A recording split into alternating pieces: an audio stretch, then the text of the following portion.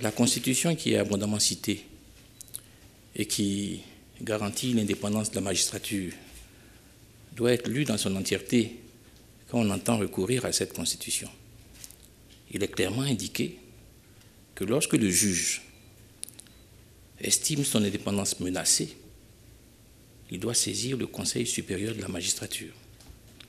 Vous voyez, autant la Constitution garantit l'indépendance, autant des mécanismes sont prévus pour veiller à cette indépendance. On parle également de menaces provenant d'un membre du gouvernement. Je suis moi-même membre du gouvernement. Raison de plus pour saisir le membre du gouvernement que je suis à l'effet d'interpeller au besoin mon collègue. Cela n'a pas été fait. En outre, on parle de mutation-sanction.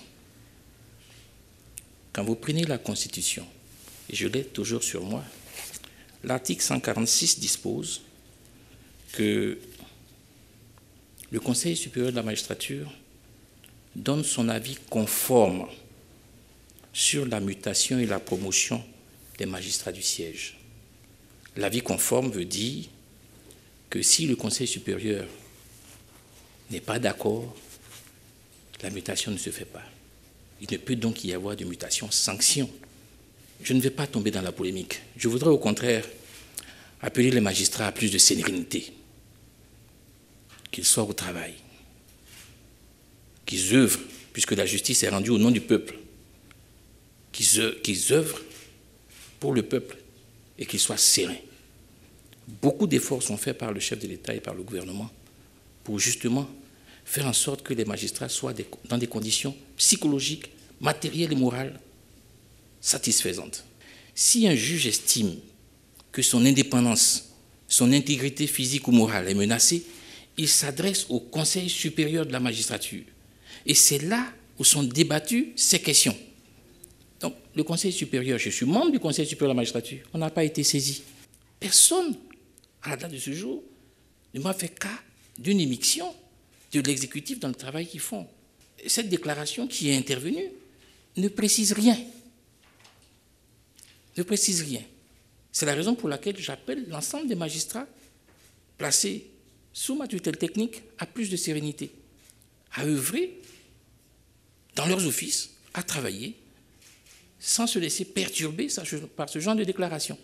Pour le président de la République, il n'est point question d'autoriser l'émission de l'exécutif dans quelque corps que ce soit, ni au niveau du législatif, ni au niveau du judiciaire. Tout ce qui est fait doit être fait dans un cadre légal. Il tient au respect de l'indépendance de la justice. L'immunité, que ce soit des magistrats, que ce soit des parlementaires, ne constitue pas un privilège.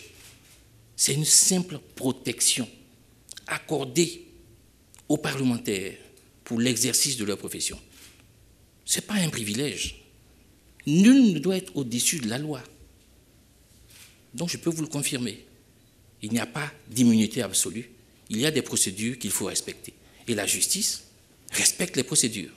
L'État de Côte d'Ivoire n'a nullement participé ni à la détermination des témoins, ni à la détermination des preuves, ni à quoi que ce soit. Nous sommes tenus de coopérer. C'est-à-dire que lorsque la CPI nous demande de faciliter le voyage de telle ou telle personne, nous le faisons. Lorsque la CPI estime qu'il y a quelqu'un qui est incarcéré, qui devrait être transporté à la CPI, nous aidons à le faire.